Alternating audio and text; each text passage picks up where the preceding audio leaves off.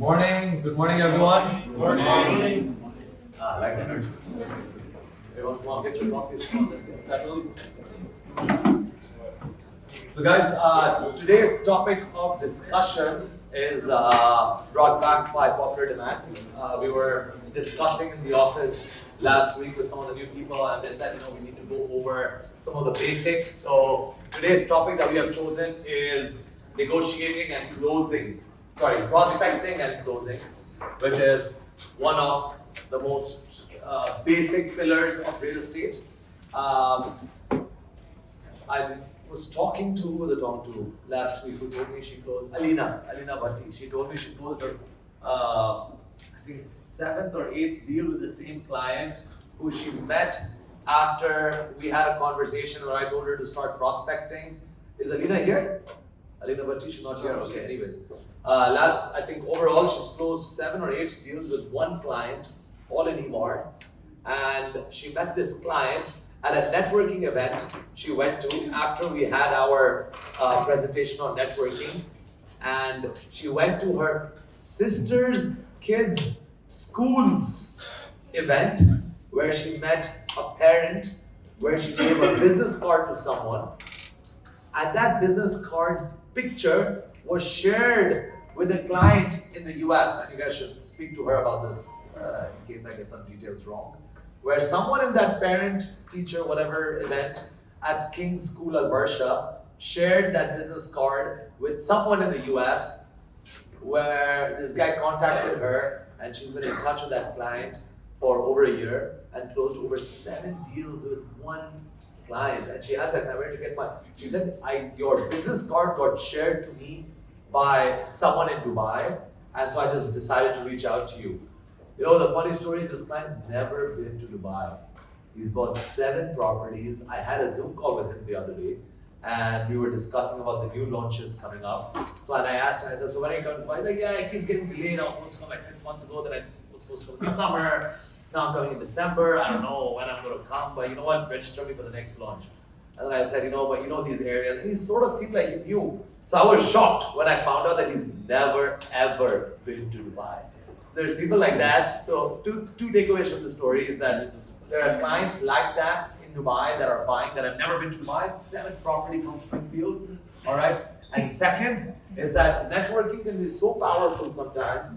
Some of the least expected ways of networking can bring you some of the biggest clients. It only takes one client to change your fortune. Always remember that. So today we're just going to dive a little bit deeper into networking. Come on in, Lakshmi, you haven't missed much. Don't worry. Come on in, Mr. Howard. Welcome. So simple basics. I've discussed this before. There's 3 different types of contacts: the 1st degree, 2nd degree, and everyone else. 1st degree contacts are people you know. 2nd degree contacts are the people that you don't know. So that's 2nd degree. And 3rd degree is everyone else in the world. So the best way to reach out to 1st degree contacts is social media. Who all are connected to our high school friends and university friends on Facebook, right? Because probably for a lot of us it was before the days of Instagram. All right, the great way to get connected. Tell people about what you're doing. That's the easiest and 1st degree contact. WhatsApp broadcast lists, super simple. Updating your status on WhatsApp with the latest launches. Super simple to get in touch with 1st degree contacts, which is sometimes a shame that people don't even do that. 2nd degree contacts, referral programs, make everyone a referral. All right, promise people a small part of the commission in order to bring clients. And thirdly is everyone else on social media. Networking is what we're going to dive a little bit deeper into today. Some examples of networking opportunities is attending industry events to build connections and gain referrals. I've said this in the past as well. Every day there is a conference going on at Dubai World Trade Center. Every day of the year. 365 days a year, there's 365 different events happening.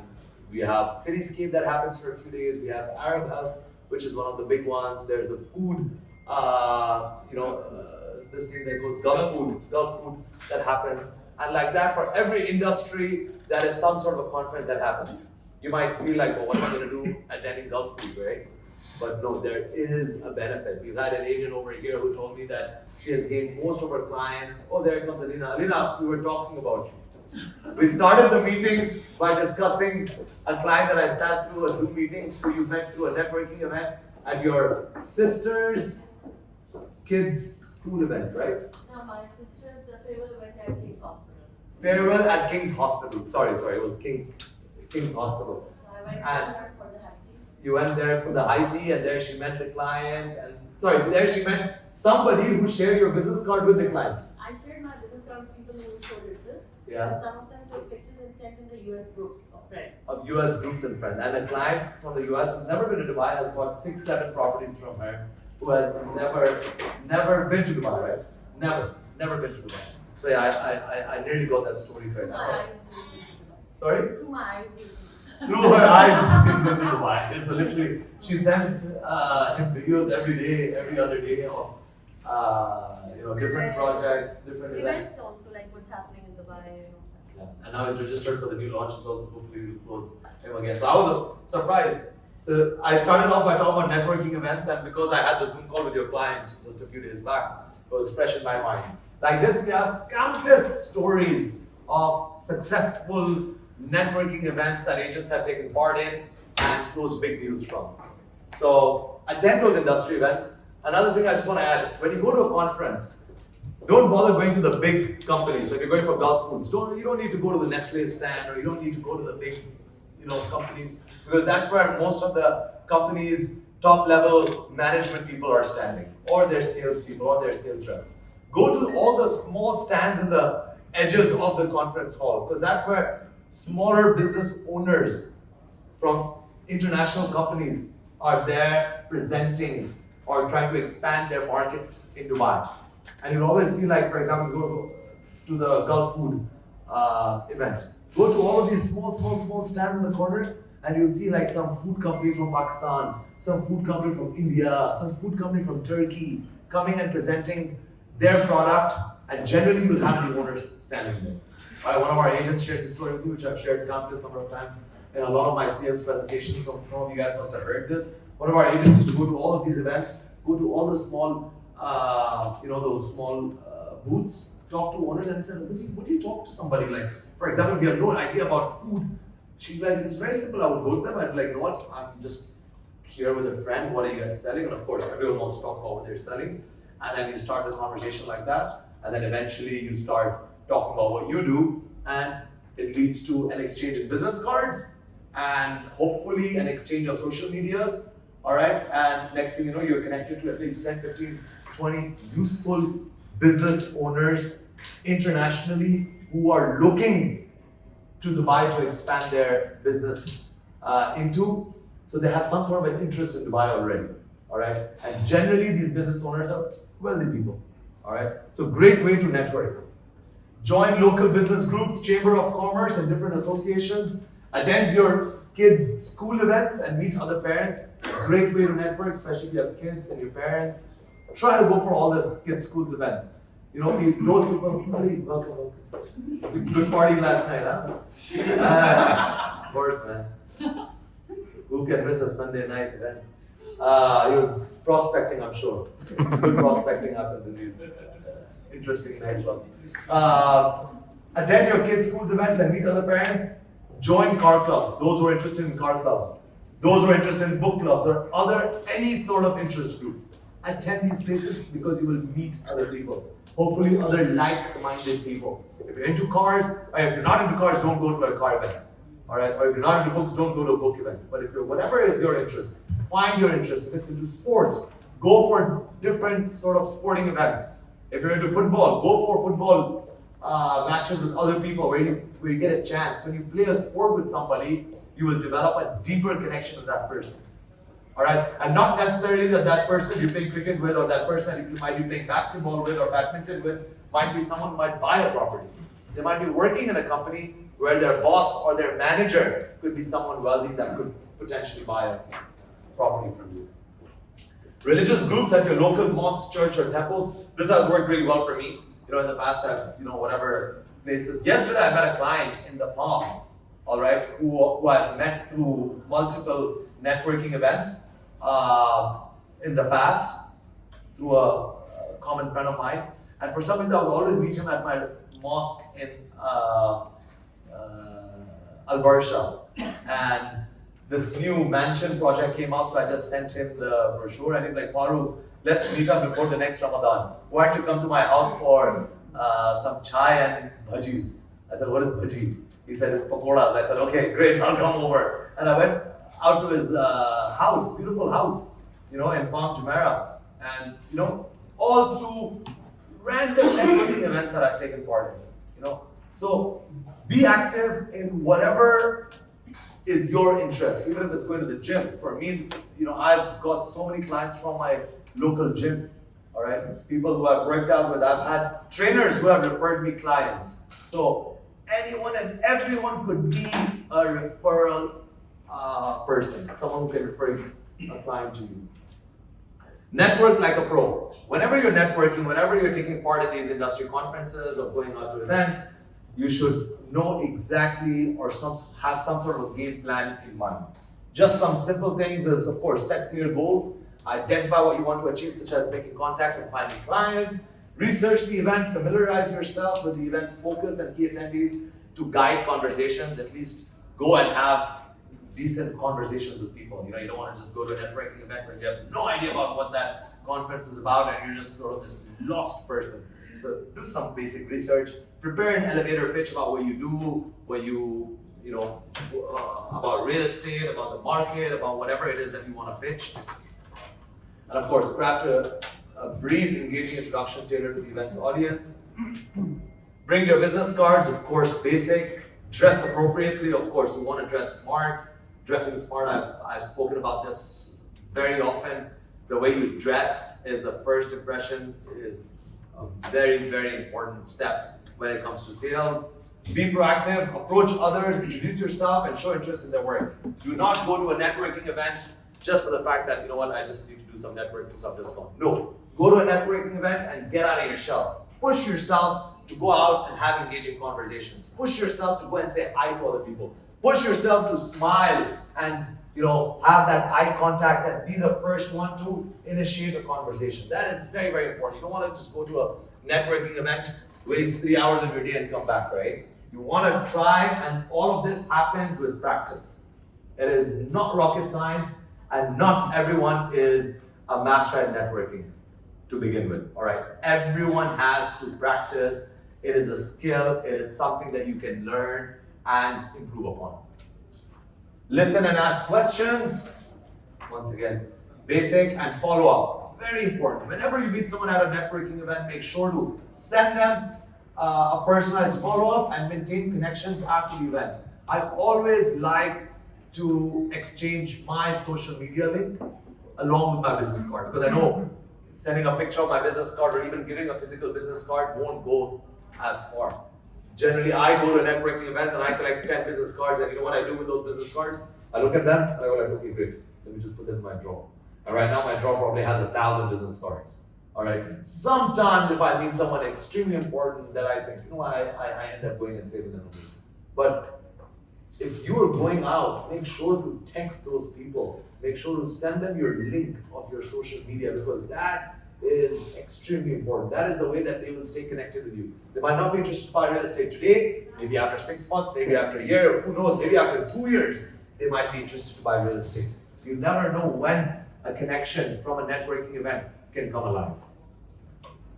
Leverage social media. Like I said, you connect on platforms like LinkedIn and Instagram or whatever social media that you prefer, and engage in posts related to the event. And of course, attend regularly. You don't want to just show up once to an event and never show up again. If it's a community gathering, if it's a school event, sometimes, I go for my kids' school events, once in a while, and I meet the same parents again and again. And that's what sort of builds that relationship, all right? Everyone knows I do real estate. I have, my kids' nursery is still a relatively small class size. There's only like 9 kids or 8 kids in the nursery, but I know all 8 of the fathers. And all 8 of them, I don't know what they do, but I know that all of them know I do real estate. Because whenever I go, I talk about what I do, and I love talking, and I always talk about, because real estate, everyone is interested in real estate. Everyone. Because real estate is something that affects everyone. If you're into pharmaceuticals, for example, not everyone is really that into pharmaceuticals, right? Or if you're into, selling airplanes. It's a very niche market. But real estate is something that everyone's interested in. Whether they're buying, selling, renting, or even thinking of moving to a place, real estate affects everyone and is a topic of interest for everyone. So be the market pro. Social media marketing. Anyway, now this is coming back to prospecting techniques for real estate brokers. So networking is the first step, or one of the first steps. Social media marketing, once again, I don't want to dive too deep into this, but everyone knows creating an omnipresence in all social media platforms. Our company really pushes everyone to do social media, and I can see everyone is creating content. If you're not, then start. All right, it's never too late. All right. Some people come up to me and tell me, nah, it's too late now. Every Tom, Dick, and Harry is creating content. You know, and I always tell them it doesn't matter what your competition is doing. Focus on yourself. If there is business there, all right, don't think that you need to be a celebrity on social media in order to close your first deals. All right, we've had agents in this company who closed their first deals off social media with only 300 followers, with 400 followers. All right, people have connected with their old high school friends after doing social media. I know I can see Lavina there. She closed her first deal with a school friend, right? Yeah. Neighbor. I had not seen him since last 15 years. 15. 17 years after those. Wow. But he saw my post and said, connected. Wow. After 17 years or 15 years of not seeing someone, but having that person on her, I think was it Facebook? Yeah, and he came for Gulf food then, and then he got it. Oh wow. So you met him at Gulf Food or No, he met me through Facebook. social media, but he had come for Gulf Food from India. India. Okay. Wow. See, imagine a contact from India happened to come here on Gulf Food and saw her social media post. And I remember at that time you had very few followers, right? Yeah, I think hardly 10, 15. 10, 15. Because I mean the new page, right, for real estate. So you had 10 or 15 followers? 15 followers, that's it. Oh But wow, my- okay, that is very But less. my own page had like 400, 500. Okay, Personal page had. So there you go, 400, 500 followers. She closed her first deal with someone that she hadn't been in touch with for 15 years. Same story, another one that I always remember is Feham's story. He closed his first deal with a high school friend in Pakistan who he had no idea had money. Ended up buying multiple properties from him. And I think it's still one of his top clients. Is Feham here in the room? He's not here in the room right now. But okay, if you guys know Feham, ask him. A high school friend, and I still remember the first time he closed a deal with him, he said, you know, this is a high school friend. I had no idea this guy had the capacity to buy real estate. That too in Dubai. That too not even one, but he's bought multiple properties. I don't remember the exact number, but I'm pretty sure he bought more than 3, 4, or maybe 5 properties from Feham. Imagine a high school friend from social media without having any big number of followers. Maybe he also had a few hundred followers when he closed that deal. So sometimes social media is a great way to just engage your own people or people that you already have in your network that you don't know that you have in your network. You have no idea. And that person saw Lavina's few posts, and that person saw Feham's few posts, and saw that, okay, now these guys are active in real estate.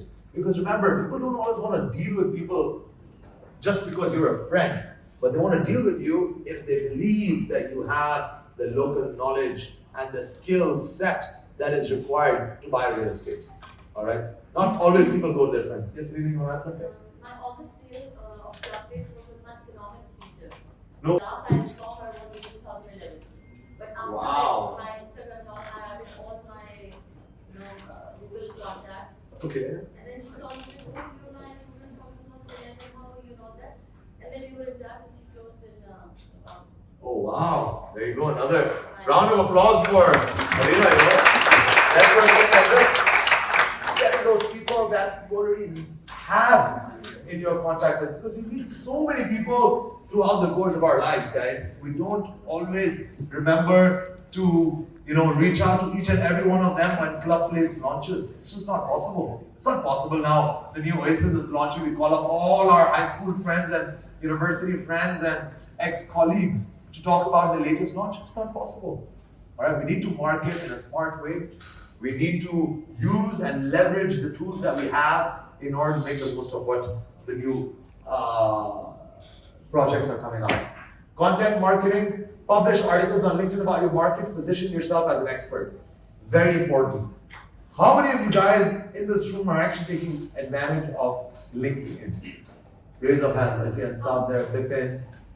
All right. A few people. All right. Still, I feel like it's the minority in this room that is taking advantage of LinkedIn. Now, LinkedIn is a different platform as compared to TikTok and Instagram. TikTok and Instagram, they like video content. LinkedIn is more professionals, people who are looking, maybe during work hours, people are sitting. More people use LinkedIn over the laptop and computer as compared to a mobile phone. This was a very interesting statistic. If you just right now Google how many people use Facebook on their mobile device, you'll see the number is I think 98.5%. Whereas on LinkedIn, I don't remember the exact percentage, but it's a much higher percentage that uses LinkedIn over a desktop or a laptop. All right, which means that people are probably sitting in a place when they're using the social media platform. Whereas Facebook and Instagram is more people on the go. You're sitting, you're driving, you're sitting in the back of a car at an event, hopefully not during an office meeting, but generally that's where people use these platforms. LinkedIn is more pictures, articles, people who are probably at work, they're using it for professional purposes, write articles, write short, paragraphs about the latest launch, what's happening with Dubai, where is the market heading. Simple things, guys, it's not very, very tough. We know all of this stuff. Use AI, we have ChatGPT today, to write beautiful articles, of course, feed the right information and pull it out. Use LinkedIn, but every day try to use that platform in order to engage. It's a very powerful way because if one person likes your post, all of his contacts of that person have the potential to see your post, all right? Which means that a post on LinkedIn can go viral much easier than Instagram or Facebook, all right? It's a lot more populated. Instagram and Facebook, people push out a lot of content, whereas on LinkedIn, people consume a lot more content and there's a lot less content creators, all right? It's a great way and a great chance for real estate brokers. So if the majority in this room is not using LinkedIn, please get on LinkedIn. Do some research. LinkedIn prefers pictures and write-ups. Two things. Post a picture if you're out at a briefing, if you're out at a presentation hall, if you're somewhere, post a picture. That's it. Sylvia, were you trying to say something? Oh, sorry, I thought you raised your hand. All right. Targeted advertising. Run targeted Facebook ads to reach real estate investors. It's very simple, guys. If you have a good video, if you have a good picture, push it out on social media. It's not very difficult. All right. Once again, creating unique content will bring you more followers and more engagement, not just running ads. But running ads can sometimes bring you more targeted clients. So it's a good tool. If you're willing to invest, try it. It can bring good results. Referral programs offer incentives for referrals from past clients and industry contacts, bankers, interior designers, etc. for mutual referrals. Now, referrals is a very powerful way of getting clients. You can even make your past clients into referrals, all right? Ask for referrals. Sometimes a lot of us don't even ask for referrals, all right? I've spoken about this in my previous trainings. Whenever you close a deal and you've given good service to your client and your client is happy, always go back and ask that client for a referral, all right? People leave money on the table by not asking past clients for referrals. Ask them, give me 2 friends, give me 3 friends. Ask, all right? Sometimes we have a huge database of potential clients sitting, in our telephones, but we don't take advantage of it. Ask clients, ask your friends, ask people that you might have closed a deal with 6 months ago, a year ago, 2 years ago, 3 years ago. Doesn't matter. Reach out to them and ask them for referrals. You can even ask people for referrals who haven't closed a deal with you. Right now, I know Sylvia is going to Abuja this week for a roadshow. And I was going through my contact list of Nigerian clients and investors I've had in the past. And there was one client I told her about who has never closed with me but spent a lot of time with me on viewings. But never closed a deal with me.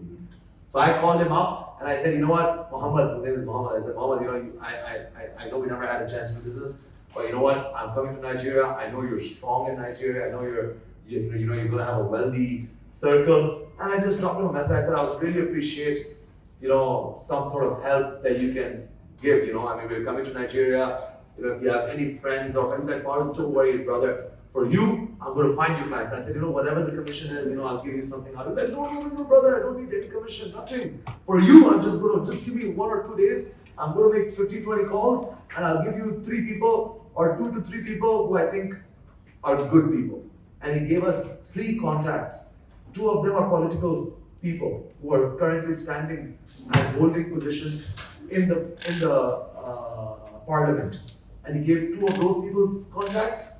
And I gave them to Sylvia. So you never know. These are people that his phone number was lying in my phone. But sometimes we have to just ask and get out of our shell and just request that, hey, you might know some people who are interested in real estate, but of course you have to give good service before asking for referrals.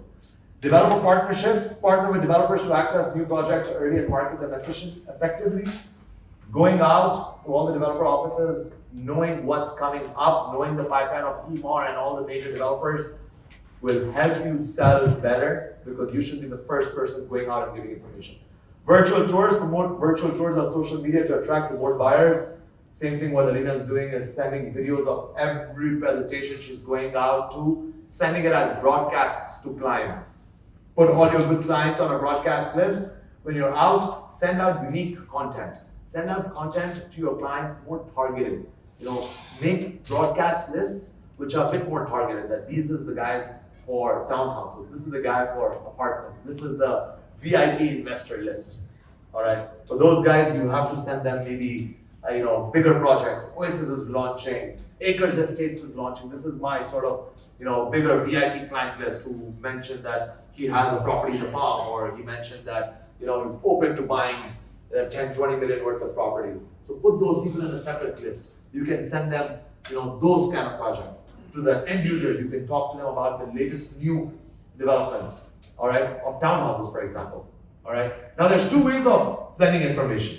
One is, Sun City comes out from Damak and boom, boom, boom, boom, boom, you send them all the brochures and 5 different files, 1 payment plan, location map, brochure, and all of that. Or the second is, you make a video from your phone showing the master plan at the Damak Sales Center, talking about the location, talking about the unique aspects, make it a 40 to 50 second video taken from your phone, you with your voice in the background explaining the project. That will help you set apart from all the other 50,000 brokers in the market bombarding the same client with information. All right, you want to be that person who's going that extra step, and then just probably send 1 picture of the render of the villa and 1 picture with the location map, and then ask, is this something that you would be interested in? Starting price is this amount. All right. Keep it concise. Even on WhatsApp, there's an etiquette. Follow that sort of marketing etiquette. All right, in order to get the best result. Broadcast lists, like I explained, re-engage with clients and leads with targeted messages about new projects and market trends. Referral programs, already spoken about this. Local market knowledge, like I said, going up to the developers, sending them the latest information about the upcoming projects will help you stand apart. If you're the first person sending the information, that client is more likely to respond. If you're the 14th person sending the same project to that client, trust me, you're not going to get a response. So you got to be the first one. And off-plan, especially what we're doing, you should be the first one. The moment you hear about Sun City by Damak, boom, you should be sending the information. The moment you hear about the new mansions getting launched by in Oasis, boom, you should be the first person to contact that client. Because if you're the third, fourth, it's not going to have the same effect as compared to when you're the first one. Showcase success stories. Very important. Welcome, Amani. We were waiting for you. Guys, come on. Let's stick to the timing. It's just one day, Monday morning, right? Showcase success stories. Share client testimonials to build credibility and trust.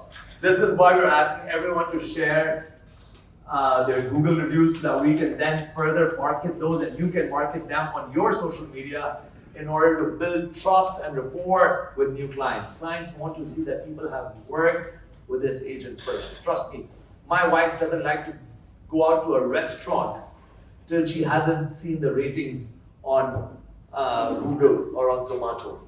People don't want to, I don't like to watch a movie till I've not seen the IMDb rating and the Rotten Tomatoes rating.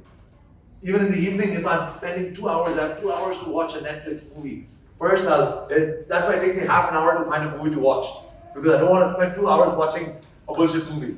I want to see the ratings. I want to make sure that the next 2 hours that I dedicate to Netflix is worth it. Alright? So ratings is very important, especially in today's day and age. If people want to work with a broker, they would like to see that there have been success stories in the past with them. Alright? And it's a great way, especially for new agents, to start building that credibility. Alright? Next, of course, calling prospects and past leads, door knocking, collaboration. Let me skip through this because this is a repetition. Educational workshops. Host workshops or seminars on topics related to real estate, home ownership and investment strategies, and position yourself as an expert in the field. There's a lot of opportunities, and many people in this room have done this in the past, is try to approach people and try to, there's, for example, tour companies. Tour companies are bringing these tourists from abroad, all right? I know there's a lot of Chinese tourists that come in groups, and then you see in Emaar Sales Center, I'm sure a lot of you guys must have seen, there's like generally 1 or 2 Chinese speakers speaking to a group of Chinese tourists, explaining to them about the White Creek Harbor, explaining to them about the new projects coming up. How does that happen? All right, you as a broker need to go up to these tour companies and say, hey, this is a service I can provide. Maybe you have tour groups coming. That's just a thought. There's so many other ways that you can put yourself as expert in the field. And of course, social media will really help. If you're active on social media, people see your posts, they will approach you. A lot of people approach me for these speaking opportunities or taking part in podcasts, all right? Whenever someone asks you to take part in a podcast, you should go out and take part, or actively, sometimes you can even approach people. If you see someone's doing a great podcast, you can actually approach them and be like, hey, you want to have a podcast on real estate? Maybe we can, have a talk. Don't just wait for people to approach you. You can actually do the same. You can approach them and tell them that, hey, I'm an expert in real estate. Maybe it'll be an interesting topic to discuss with your followers. Put yourself out there. The more you put yourself out there, the more opportunities will come to you. All right? But you have to make that, you have to push yourself. The other day, yesterday, I had the client that I went to in the evening, in the afternoon for chai and bhajis in Mount Jumeirah. Alright, so this guy lives 2 houses away from Shah Rukh Khan on Cape Town. He lives in a big signature villa down the end of the street. So, top location, completely gut renovated his house, probably over 120, 130 million dirhams. And this guy's telling me, Farooq, I always read your articles. Whenever I see your articles on Gulf News, I always go to my wife and I'm like, oh, look, Farooq's article came on Khalij Times. And I'm just thinking, look at this guy living in a 130 million dirham villa, saying that he gets excited when he sees my face on Khalij Times and goes, how did I get there on Khalij Times? How did I get there on Gulf News? Do you think Gulf News just walked up to me one day 10 years ago and said, Farooq, hey, I'd really like your feedback on something? No, I had to start by approaching these people, get myself out there, put myself out there. Now they come to me, all right? But it starts with you putting in that effort. Building some sort of PR strategy, putting yourself out there on social media. All of this builds up to success. All right? So please, everyone in this room has the same equal opportunity to put yourself out there using social media. All right? So do it. When you put yourself out there, trust me, it's going to bring results. Friendship farming, turning strangers into friends. Make a conscious effort to smile, meet, and greet everyone. Anyone could bring a referral. So I've spoken about smiles many times. All right? One of my biggest business mentors, he told me his smile is the reason why he's a billionaire today. So I just thought, really? Smiling can make someone a billionaire? And I said, wow, if that's it, that's super simple. I'm just going to start smiling every day wherever I go. But it's true, when you smile, even while walking to the office, you smile at your colleagues, you smile at everyone. It creates positive energy, all right? It creates positive energy. It creates more healthy relationships with your colleagues. Even at home, if you smile at your parents, at your wife, at your kids, trust me, you will get that smile back and it will help you have a better day, all right? And of course, our business is all all about relationships. All right? Being a consultant is all about having good positive relationships. If people like you, they're more likely to work with you and they're more likely to bring you business. All right? So smile, it's super simple. It's just a few muscles over here that you have to practice. All right? And the more you smile, the more infectious your smile will be and more success will come knocking at your door. Close the deal. So that was a little bit about negotiation, but of course, the most important part of our business is closing. Prospecting, you can bring 1,000 leads to a salesperson, but at the end of the day, if you're not good at closing, you're not good at understanding the pulse of the deal, you're not able to understand the pulse of the client, you're going to be unable to close the deal. And there's no point of all of those expert networking events and awesome job you're doing on social media and all those leads that you're getting if you don't know how to close, right? So mastering closing techniques will take you over the finishing line. Sitting across the client and saying the right things is the difference between a deal closed and a deal lost.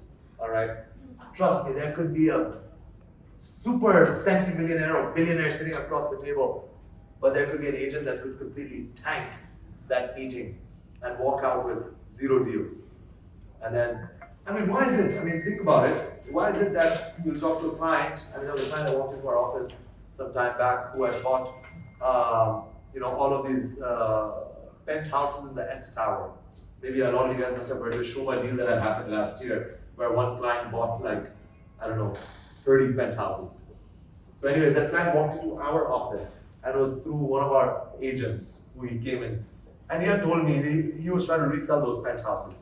And he said, Farooq, when I came to Dubai, I went to 15 different broker company offices. So I went and visited every office, and I sat with the agents, and I just listened to them. And I told them I want to buy one penthouse. And I listened to them. So I did my whole market research. And in the end, I bought through this one broker all 15 penthouses. Or I don't know, it was 10 or 15. So ridiculously big numbers, 100 plus million, 100 or 200 plus million deal. So I said, what was the difference between that agent that you closed with and the 15 others that you didn't close with? He said, Farooq, one simple thing. This guy knew the market. I felt confident that this guy knew the market and he loved this product.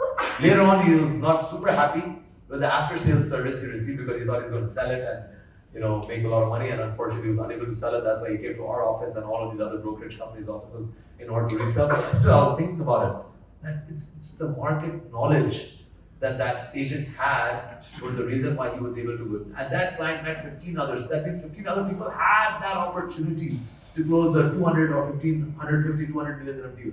But it was that one agent that ended up closing all those penthouses. Just because he loved the product and he had that market knowledge and that grip over the developer and the project. All right. So you need to, as an agent as well, have that, so that in the meeting you only get that one chance. If you mess it up, that client walks out the door and you lose it. And you go like, this client wasn't interested. But it's not true. That client who came for a viewing, most likely is not a window shopper. It's someone who's going to close the deal, but maybe not through you, through somebody else. All right? And agents be like, this guy wasn't that interested. It's not the guy wasn't interested. You must have said something that switched off his interest. Or you must have not said something that sparked his interest. All right? Maybe he wasn't inclined towards this project. Maybe his mindset was somewhere else. But you didn't ask the right questions in order to get to that project. All right? So what I'm trying to say is, reflect back on your meetings.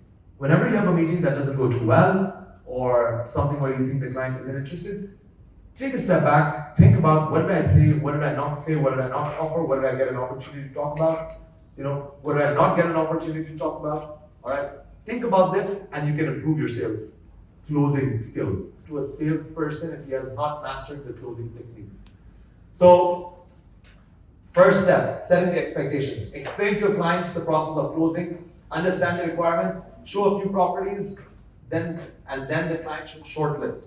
You should be closing from day one. So, setting the expectations. Whenever you get a client lead, tell him that this is how the process goes. First, try to understand everything from the client, from what he has seen in the market, from what his requirement is, his budget is. Those are the basic things, of course.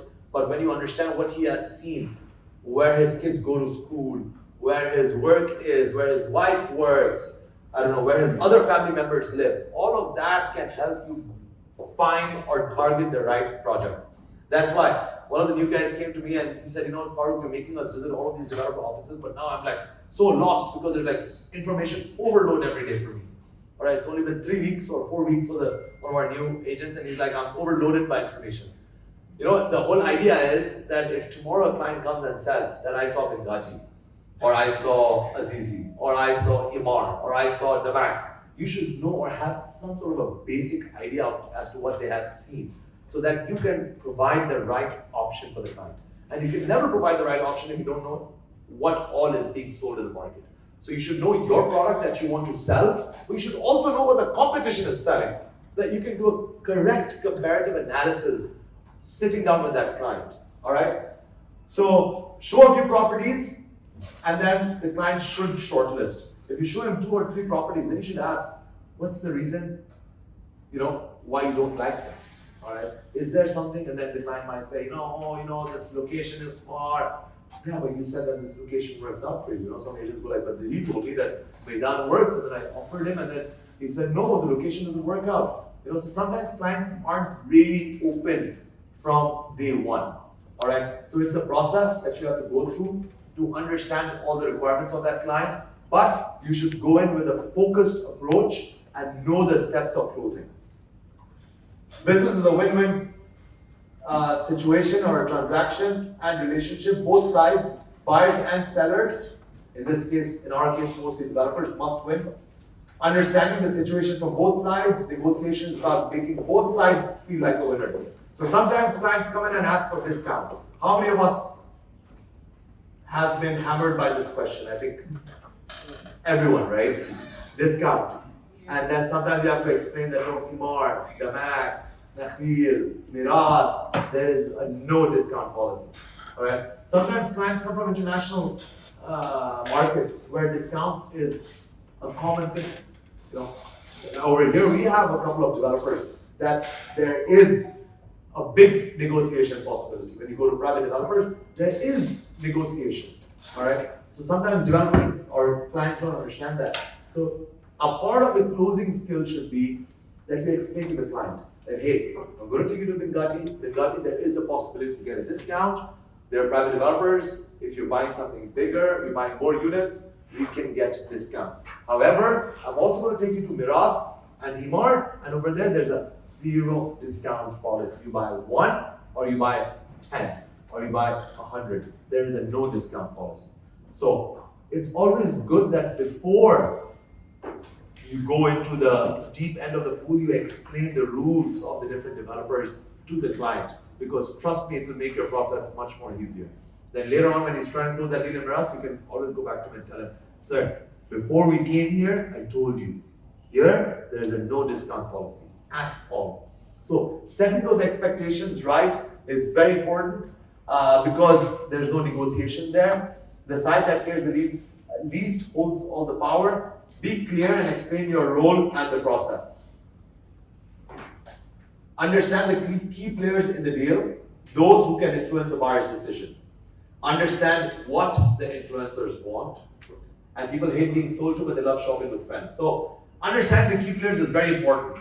When you're coming out with a client and you see that his wife is the decision maker, or is the one that is influencing the decision more than the husband, or maybe the client might come with a friend who might be bringing in all of these, negative things into the deal, or there might be a cousin who knows another broker who's trying to lure the client away from you and take him to close with another client, with another broker. So you need to understand all the key players in the deal.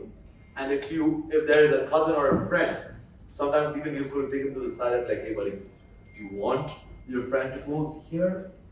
Is there some other thing that you're interested in? Maybe ask him if he's, maybe has some other potential interests. Sometimes we're very open and they'll say, yeah, sure, I have a friend, he's offering me 25% in the commission. So you know what? what can you do? You know, so at least now you know that black and white, what's happening in this deal, why this guy is, you know, taking all the presentation from me, but they're not closing with me. All right. So sometimes it's important to identify these key players and see what they want.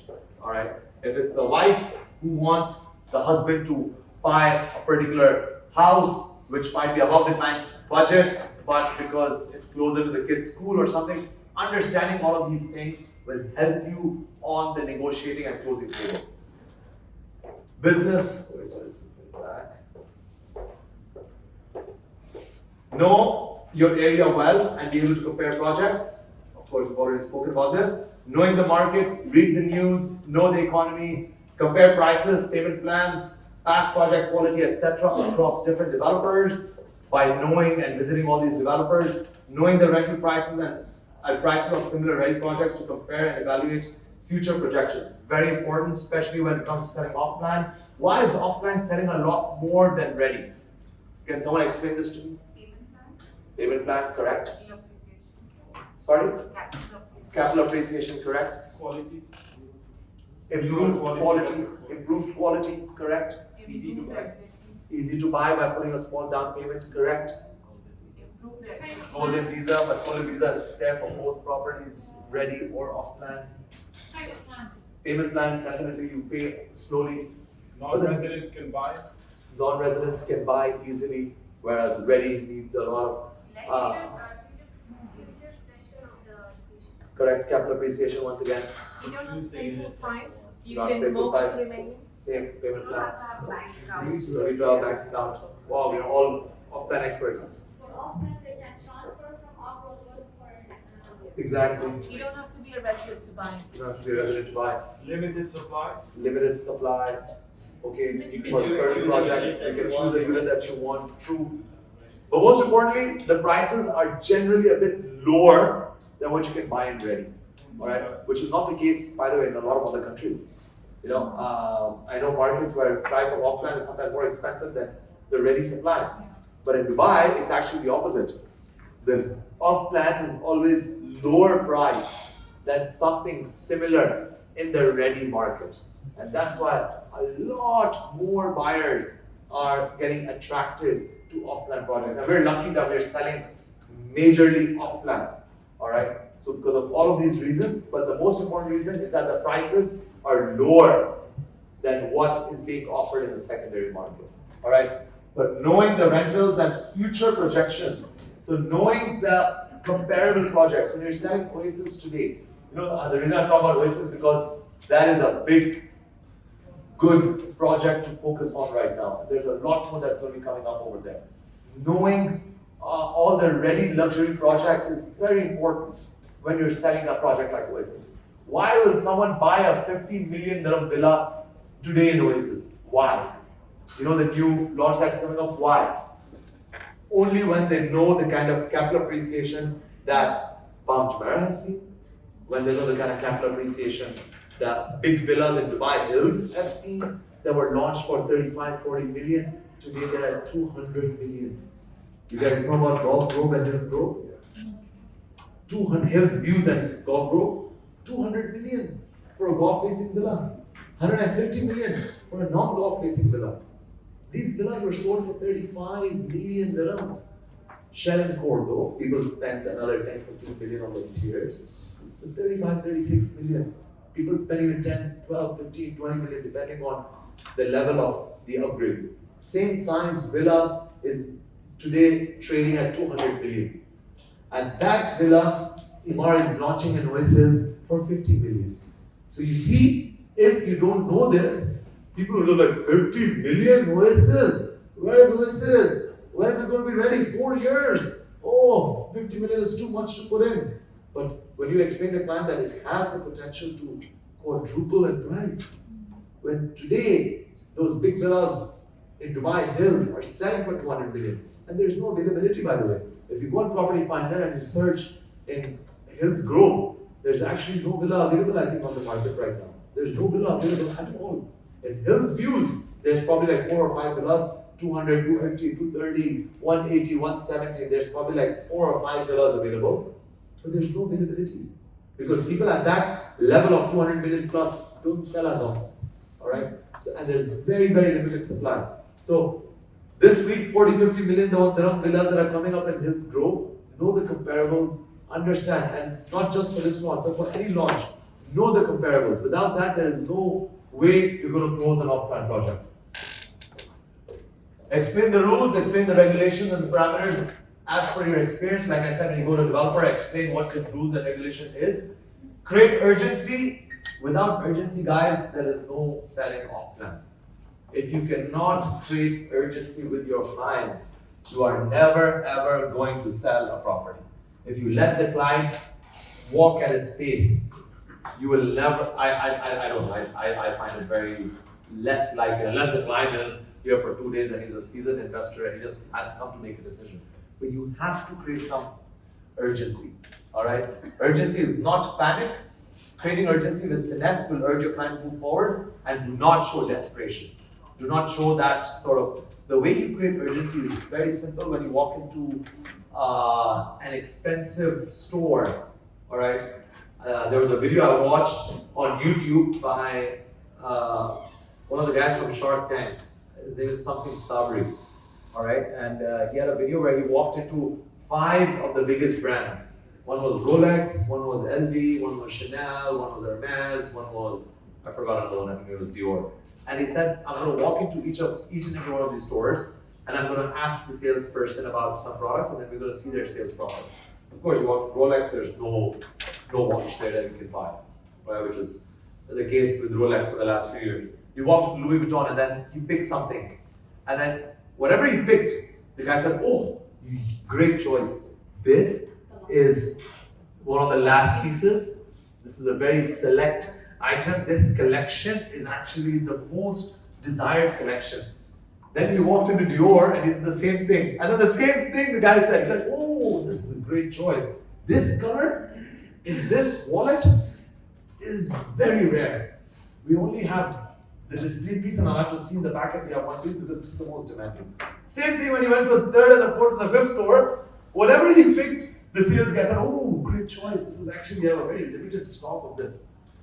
You know, so that's the way people create that urgency, so that the guy at the store decides to buy that 10,000 or 20,000 or 30,000 bag, whatever the purchase is, right? I remember, and I've shared this story many times, I went to, what's that, some bracelet, Cartier with my wife, and she went to buy some love bracelet, all right? And this love bracelet has been selling for the last 50 years.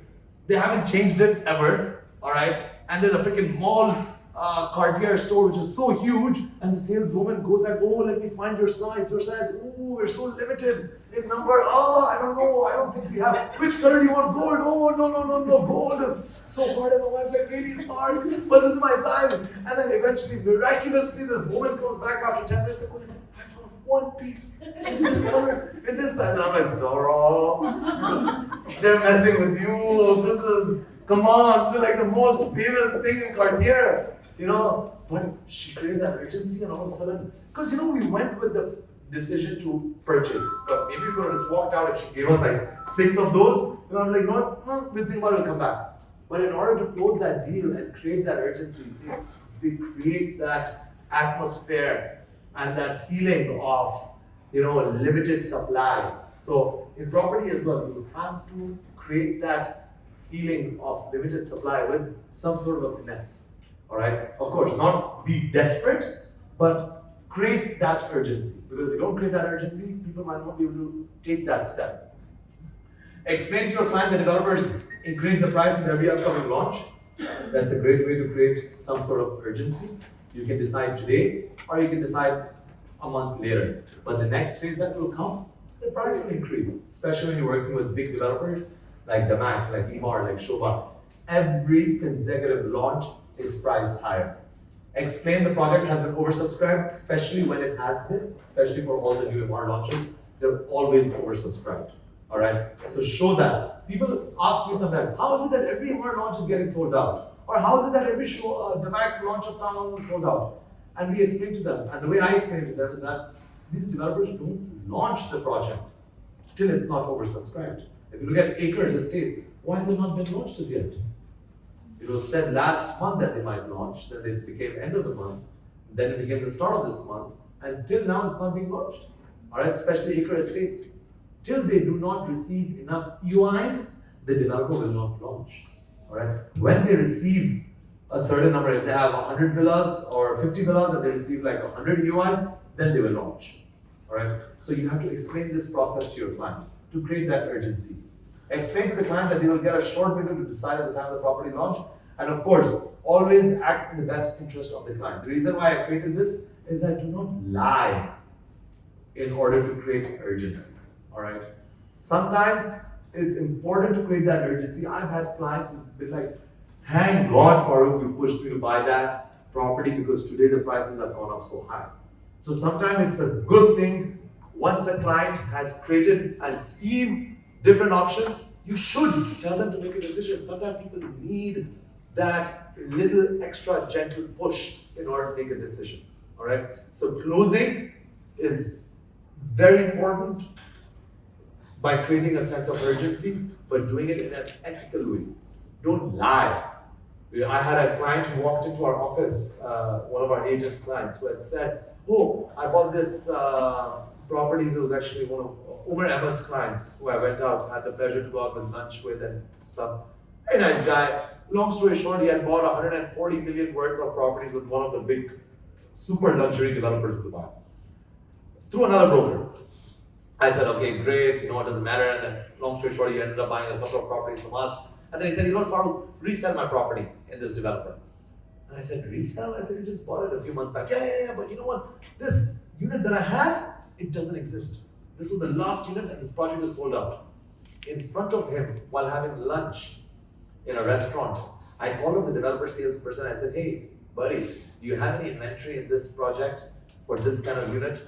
And he said, yeah, we have 16 units available in this building. I said, what? Of this particular series? He said, yeah, of this series we have 4, and of other series we have another 10. And I said, buddy, he said, what? The broker I bought through, you know what? He told me that this was the last unit and there wasn't anything else available and this and that. So it went back to bite that broker, and they asked, because this is a big client who I think he has now lost for life because he lied about creating that urgency. So I am saying create an urgency, but I'm also saying do not lie and act ethical in order to create long-term relationships with clients. When there is, a sense of urgency, create that sense of urgency. But create that sense of urgency with a sort of finesse that this particular series is something you like. Tomorrow the developer might increase the prices, but don't lie that it's the last unit if it's not the last unit. Alright? So do this in an ethical way, and your clients will be your lifelong clients. They will not blame you if the market goes down. Of course, they'll never blame you if the market goes up. But even if the market goes down, or even if their property is not getting the biggest premium, but they know that you have done an ethical job. You have given them the best advice as per your knowledge. Alright? So guys, act ethical, push the clients to close, think about prospecting. The whole idea of today's presentation is that maybe you guys come across one single idea that you guys can implement in your business that can create massive success. Alright? So reflect back, think about it, think about where you can improve. Of course, these are not all the ways of networking and not all the best ways of closing. There's a lot more that there is out there. Alright? So always keep increasing your knowledge by consuming content about sales, consuming content, reading books about closing. Trust me, sometimes little golden nuggets of information can create a massive impact to your business. Alright? With that, good luck. We have 3 weeks in this month left, and then we're going to quickly come into the last quarter of the year. So let's push and let's try to make sure that all of us are able to close 100 million plus in these last 4 months. It's possible. People are doing hundreds of million. I'm just saying 100 million. All right. So for those who are closing above 100 million, then you guys should be aiming for much bigger numbers. For those who haven't reached 100 million in the quarter, we should be pushing for that because it's not an impossible number to reach. Right? Dream big, guys. We can all achieve big numbers this year, right? Good luck. We should all be in the millionaire group before the end of the year. And everyone keep staring at the leaderboard and keep looking at where your number is and keep trying to push yourself up, on the leadership board, right? Good luck.